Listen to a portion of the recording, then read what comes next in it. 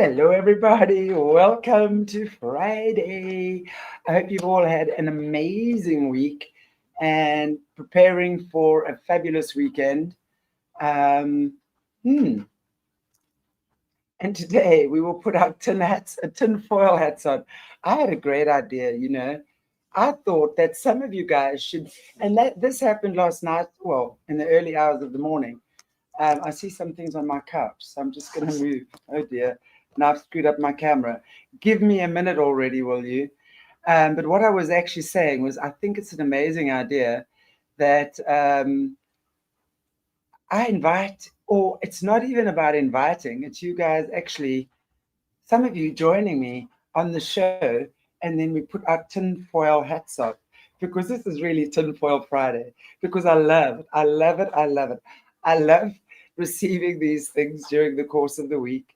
And really, there's so many of them that pop up. And I mean, at the moment, I found some amazing clips from Tyler, the fittest flat earther, who really does a very good job of bringing in the faces together. But anyway, before we go any further, happy Thanksgiving for yesterday, everybody. I hope you all had an amazing Thanksgiving. And yeah, there's so much to be grateful for, right? And I have to say, I'm extremely grateful for each and every one of you who are on this platform and who continuously support us. And I really just want to thank you for that, because we really, really, really appreciate you. Without you, we couldn't do what we do. That is for sure. So thank you all. Yay. So my word, we've got a lineup this Friday. We're going to be looking at a couple of things again. I think, yeah, the first one we can look at is the one about Walt and Hitler. Check it out. Sometimes the best place to hide is right in plain sight. And if you don't want Walt Disney and Disney World ruined for you, I wouldn't keep watching. Now what I'm going to try to do is connect some dots for you, but I'm going to try to do it somewhat discreetly so this video doesn't get taken down. Here again we have a picture of Walt Disney, and he just happened to be very good friends with a certain director of that four-letter agency that created a whole lot of rockets, and his name just happens to be right up there. And on his tombstone he left us a little clue, but this isn't a video about that clue. It's a video about a different type of clue. The clue I'm going to clue you in on right now, because this is a picture of something you can probably guess for yourself. And this is a certain individual that you can also probably guess. And right above him is another certain individual. Let's take a closer look. Here is our first unnamed individual. And why don't we go and see who's right above him? It just happens to be that director of that four-letter agency we all know of. So let me ask you this. If they worked closely together back then, is it possible maybe they're working close together here? Well, if you're still skeptical, why don't I show you something? Here are two said supposedly different individuals. Walt on the left, and you know who on the right. And like I said in the beginning, sometimes it's best to hide right in plain sight. Because I've done this whole thing a whole lot. And the faces don't match up this well unless they're the same. Maybe now you can better understand why Disney made this cartoon in 1943. Because they tell you. You just need to be paying attention. They always tell you the truth. If you're just paying attention and you don't just think it's coincidence or humor or satire, well, then you start to see the bigger picture. But of course, this is all for entertainment purposes. I know they were just buddies because he needed help with his animation for some other things he was working on. Entertainment only. I'm a satire account. Come on, people. Sometimes the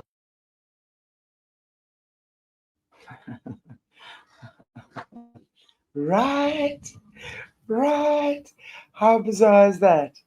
And also the Wernher guy, was key to developing rockets, right? He played a key role in developing the rockets that went to the moon.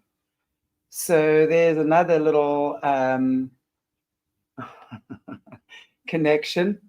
However, so what I did was I drew up a parallel between that guy, this one, right, who I don't think I should name his name because I'm so shadow banned already, but oh man, I'm not going to get myself any more shadow banned. So, that guy and Disney. So, the real parallels between the two. So, people link Hitler and Disney not because their ethics were similar, but because they mastered the same psychological levers from completely different ends. One, mass imagination control. Both understood. Shape a population's imagination and you shape their behavior, right? Hitler used propaganda. Disney used animation. Different motives, same mechanism of emotional imprinting. But now, isn't that interesting? Because it's like on complete opposite sides of the sphere, if we look at it like that.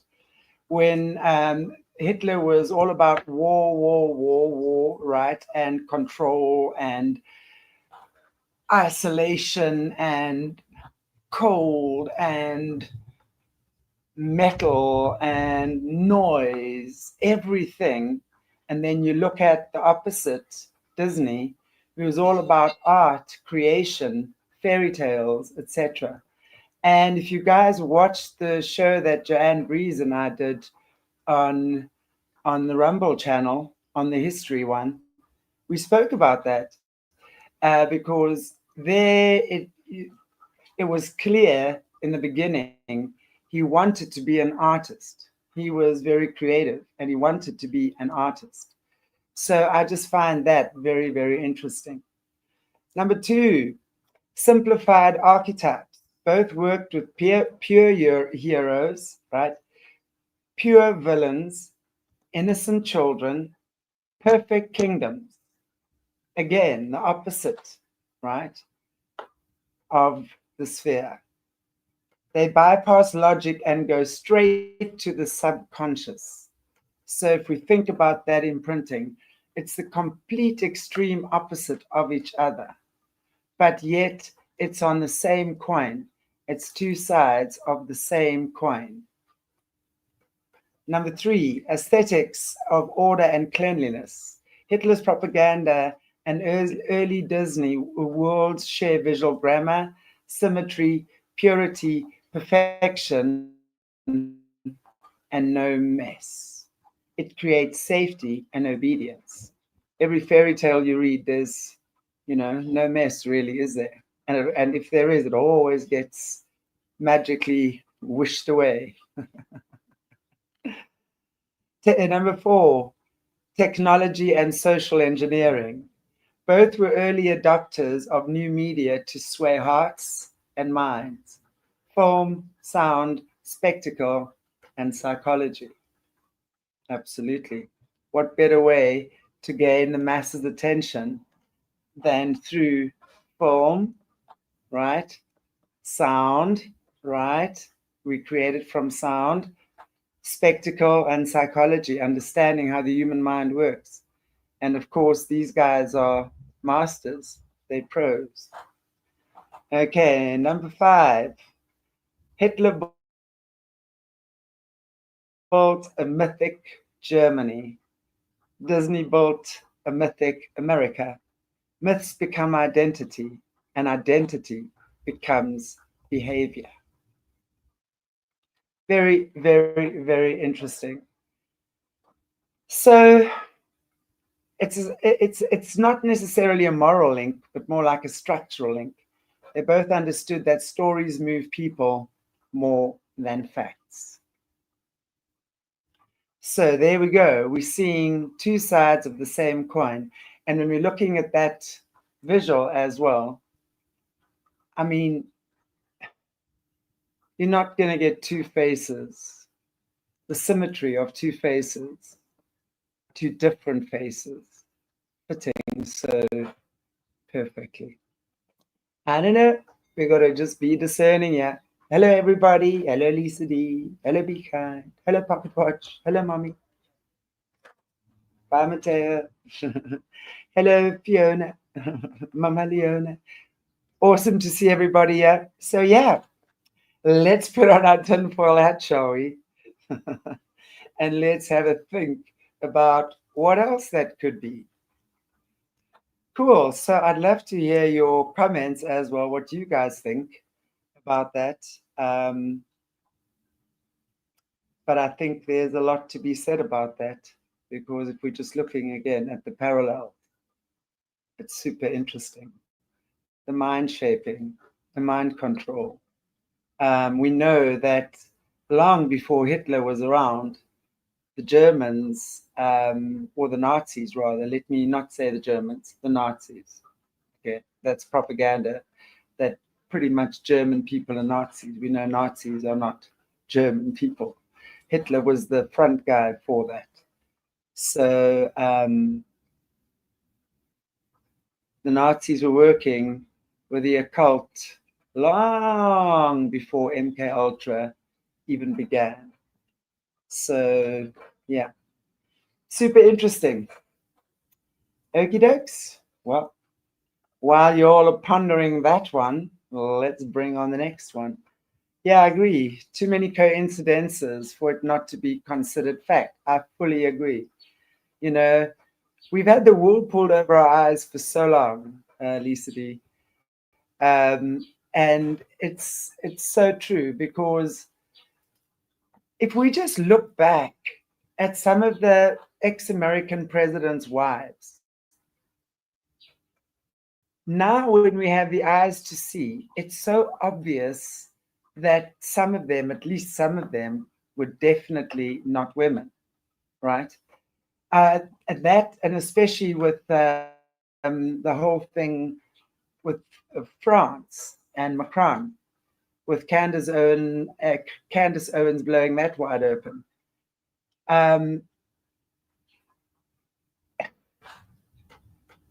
There's a thread, and we can see how things have been playing themselves out.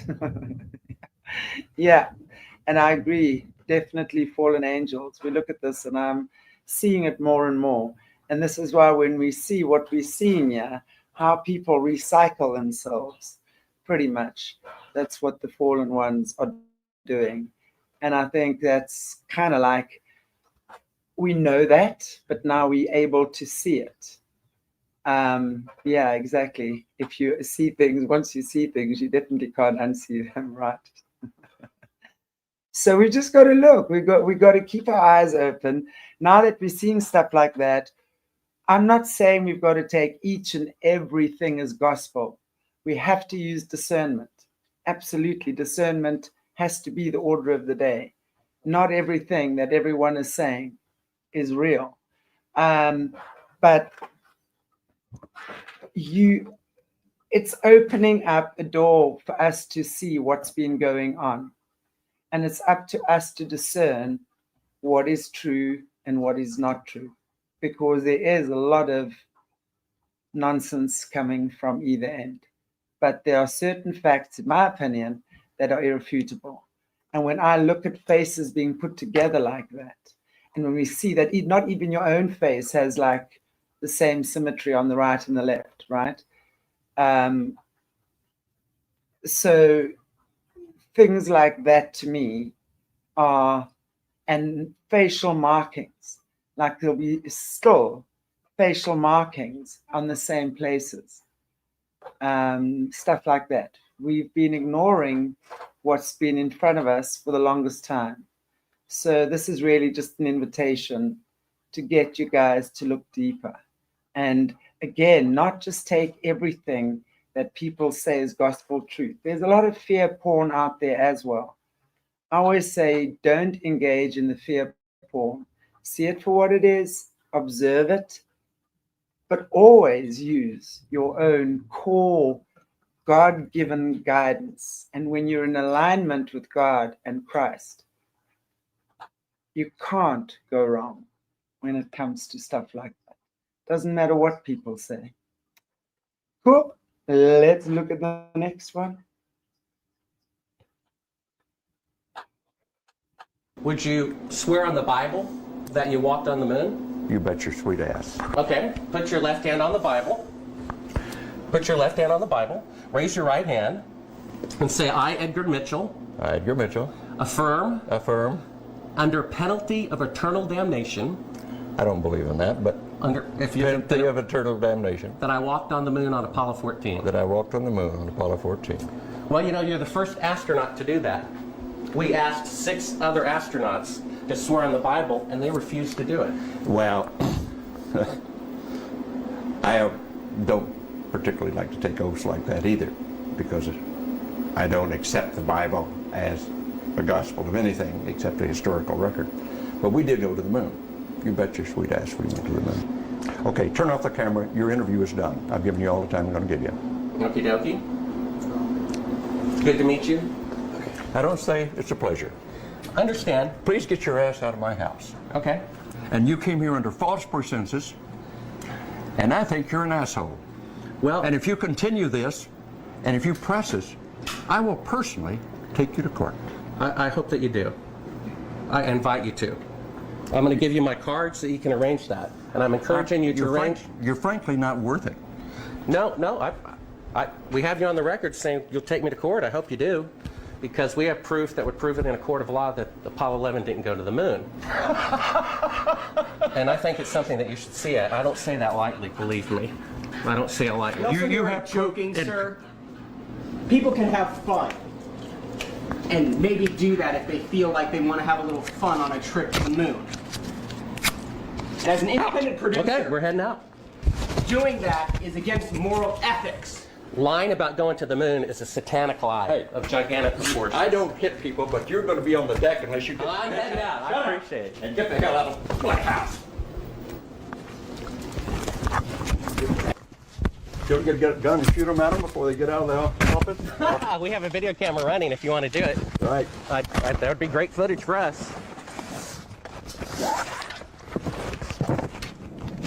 See you later.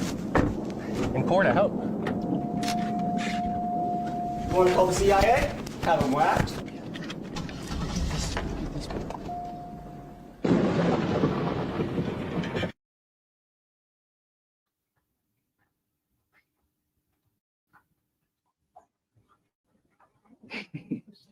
Oops. Well, I mean,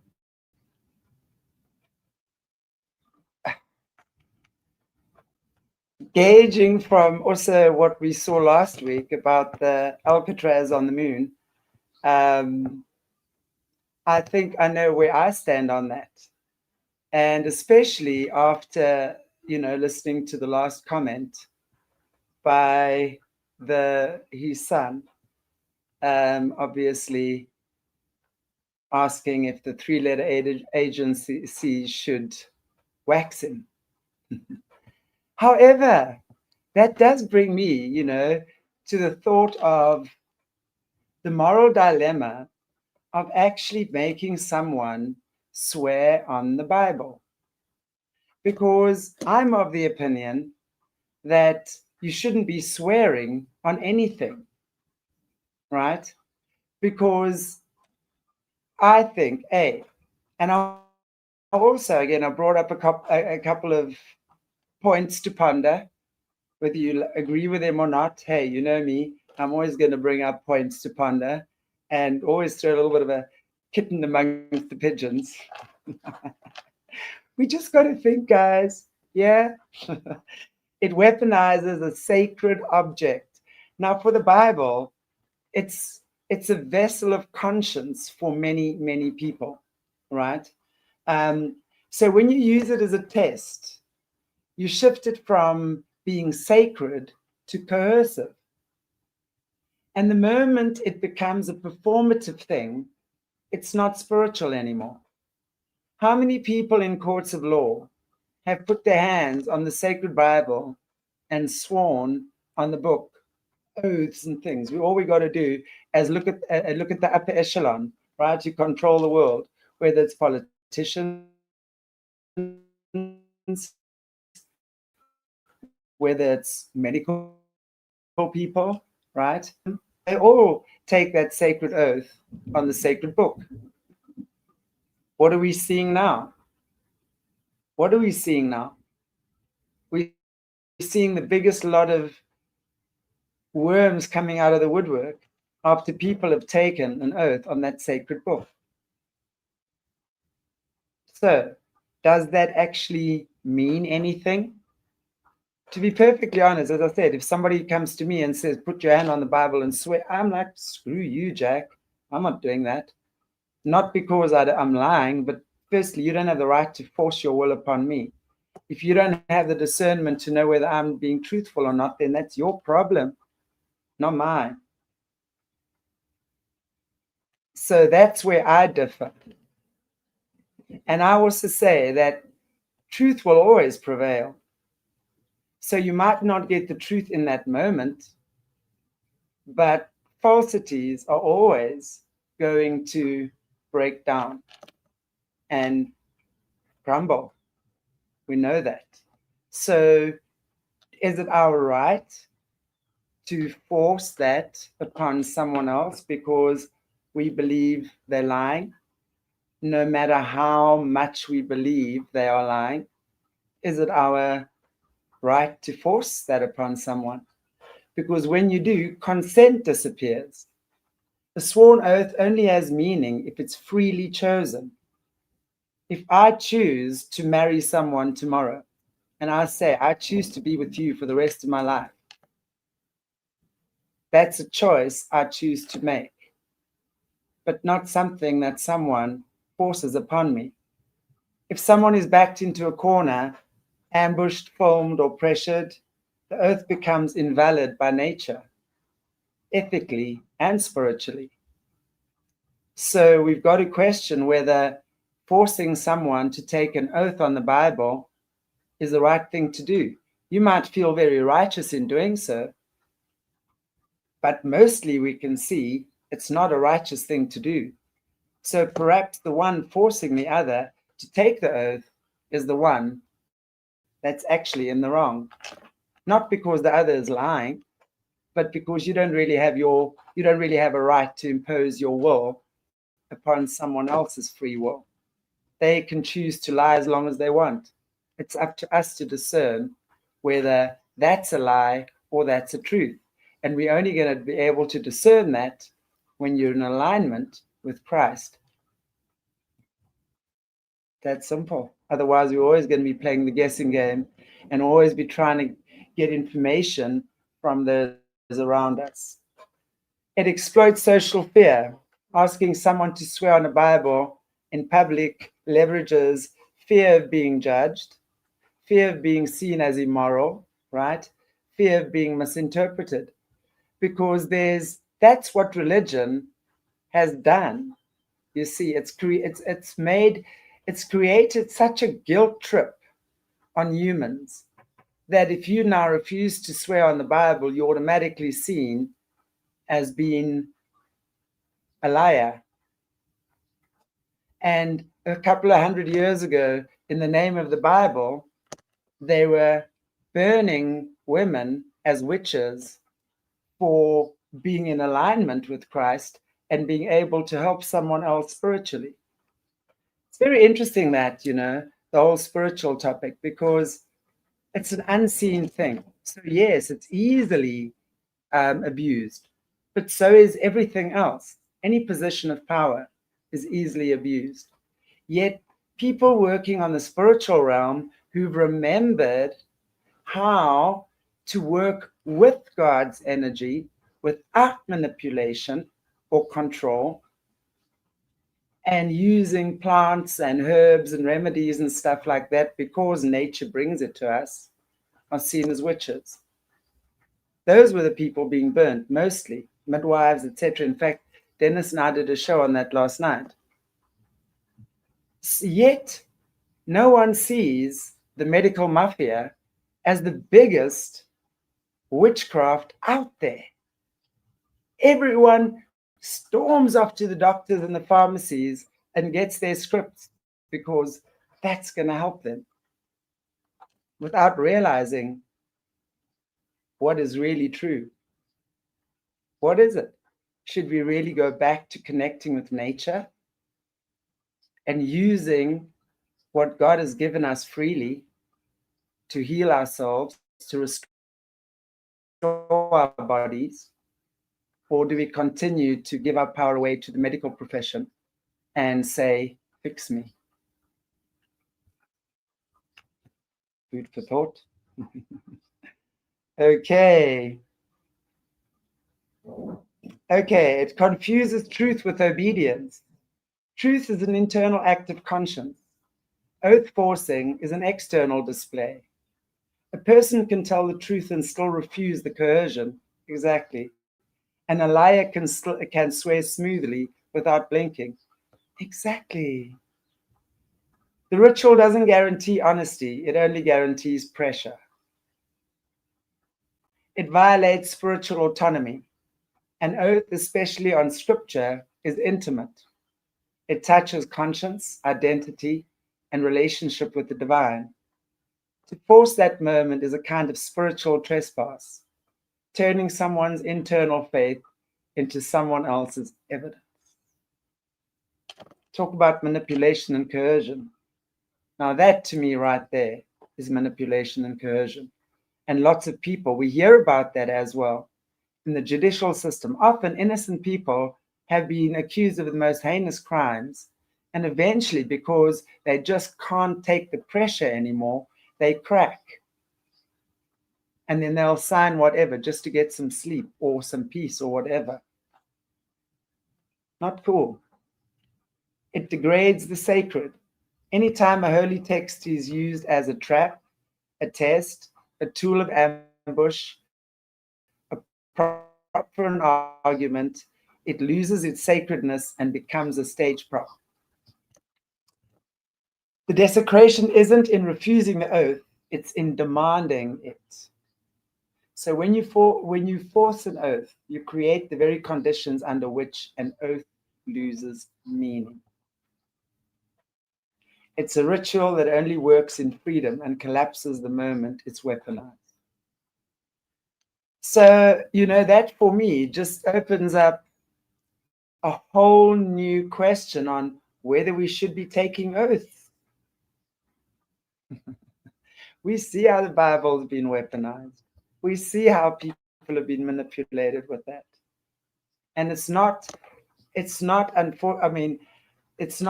Jesus or God that I'm talking about, right? When I talk about the Bible, I'm talking about the people that have used it as a tool for control. So when you're forcing someone to make an oath, and that proves it to be true or not, because otherwise they're going to hell. Most people don't believe in that. Anyway, interesting topic. I want to just see what you guys have all said here, because I didn't see a lot. Yeah, I swear. Oopsie.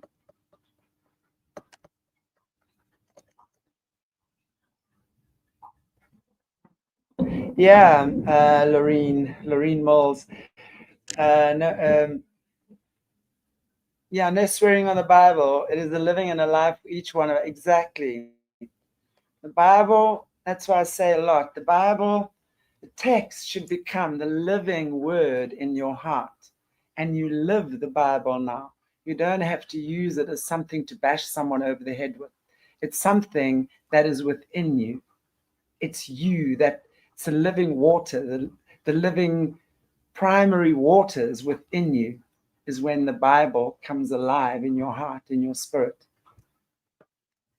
Well, I mean, I tend to agree and disagree with you here, Glenn.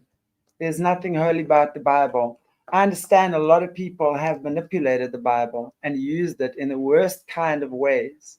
But for many people, it is their sacred message from God, Jesus Christ. And many people have that respect for it. So when they have that respect for it, they automatically assume that someone else has the same respect for it, and they're not going to abuse it. But unfortunately, we're seeing now that is not the case, and especially not with the upper echelon.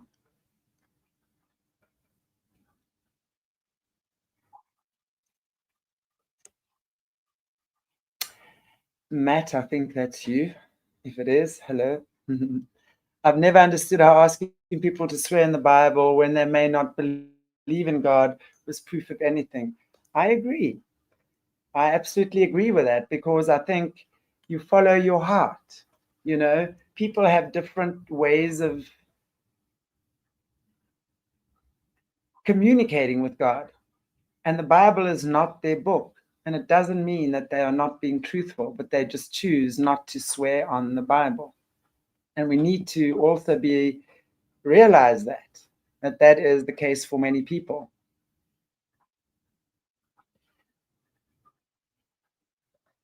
Okay, Glenn, let's do it. Something funny. I agree with this as well, Mommy. The original Bible, according to many Irish, was stolen from them.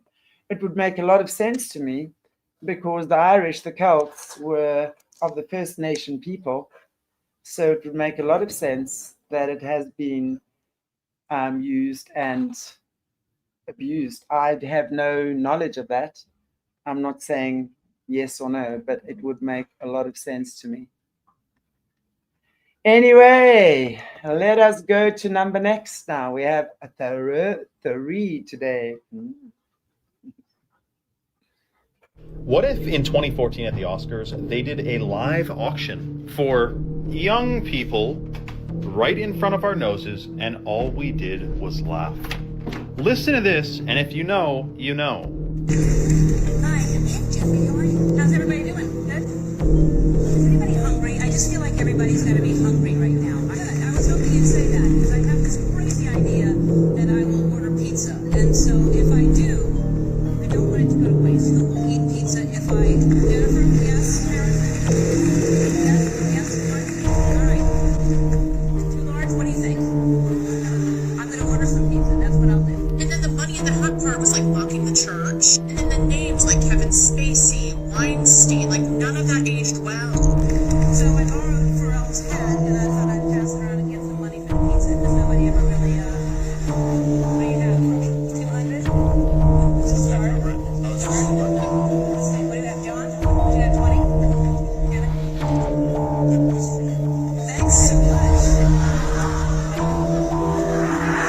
And then notice that she changes to white when she serves the pizza. And you know what party is all white? Whoa. Come on down. We have cheese. We have different kinds. Who's hungry? Who's gonna eat on this side? Okay. Cheese. That's cheese. Yeah. Julia wants cheese. Who's your favorite movie star? They're here. Who do you want to talk to? The whole thing? All right. Great. Great. And then I don't have any money. Who here has... Sandy? Where's Harvey Weinstein? Harvey.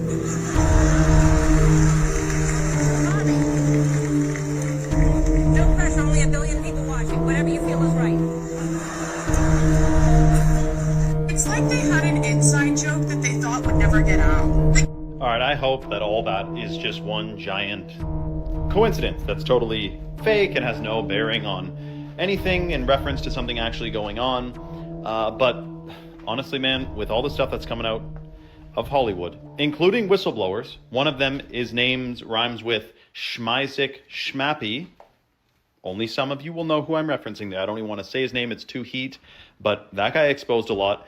And then we also have the guy from, what was his name? Izelia, what's his name, from the Australian famous show. He did that 4-hour documentary on exposing what he experienced in the entertainment industry and the rituals and whatnot. I mean, this is dark stuff, but listen, just as there is darkness, there is light. Just as many people believe, some of these people may worship the opposite of God, that should reinforce your belief in God. The fact that people worship Schmatan means that there obviously is the opposing force of Schmatan. So you want to be stoked about the powers and forces of good in this world and focus on them, but the darkness does need to be exposed exposed in order for the light to fully shine. Think of a match. One match lights up an entire dark room. Think of that. All right. Much love. Comment your thoughts below.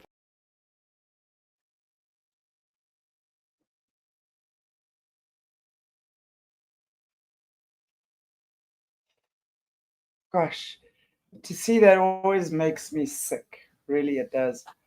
Now, for me, and I'd love to hear you all commenting on this as well, because this to me was an auction. If you look at the beginning, where she's obviously calling for the pizza, and we know that on this channel by now, we will know what pizza means and the different versions of it. I don't know if we can just pop that thing up quickly, Monet. For those who might not know, yeah. And then calls for money from Harvey Weinstein. So that would tell me that Harvey Weinstein was supplying the pizza, right? In other words, supplying the menu, the different pizzas on the menu. He was basically transporting them. Then everyone, who wants pizza, who wants pizza? Afterwards, when the pizza arrives, she's changed into white. And we know who has the white parties now recently. And hands out slices to various people in the audience. So my opinion on that is that whoever was getting a slice was being invited to the after party, to the white party. And their pizza, their slice of pizza was confirmation that they had gotten their pizza and that the white party was a go. And I'm sure there is so much more to that as well. But I just think we witnessed at the Oscars a child auction. That's my opinion. So again, I just pocket watch here, plain sight under the guise of comedy. Isn't that kind of what we were just talking about earlier on? With a Walt Disney connection to that one. I've said his name so often, so I'm sure they probably got me by now anyway. But we're seeing all of these connections, right? And it just doesn't stop. It goes round and round and round and round. So okay, that was back in 2014 already, before all of these big scandals broke.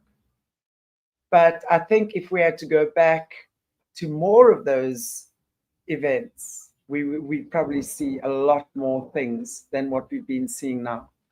But yeah, that's my opinion. I do believe we witnessed a auction of whatever it was.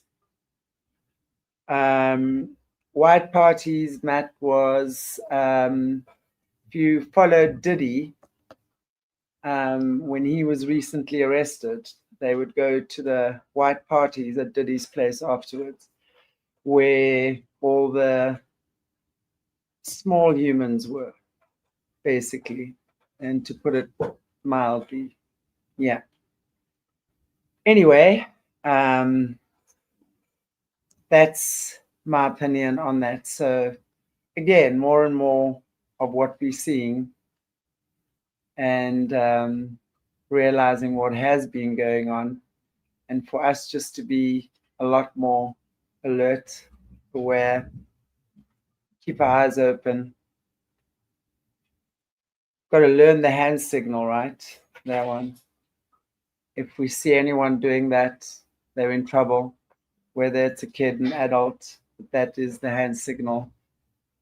And that was also brought forth by Gloria Masters, one of our previous guests, a survivor from New Zealand, who brought on this hand signal. So just check it out. If anyone does anything like that, we know what we're dealing with.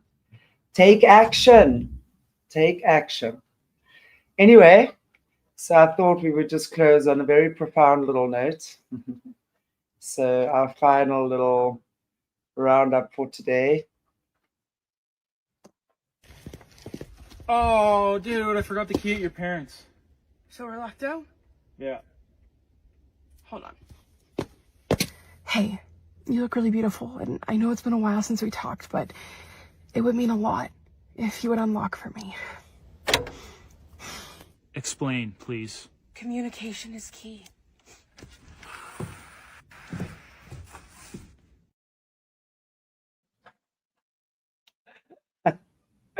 Right, communication is key. So absolutely, the more you tell someone how amazing they are, and the more you come in from the golden heart, which is the true heart, right? The more the door will open for you, and more things will unlock for you. So I love that. That was so cute. Anyway, everybody, I'll be seeing you twice more today, actually, for those of you who are going to be around. It's now 2:45 here in Africa, South Africa.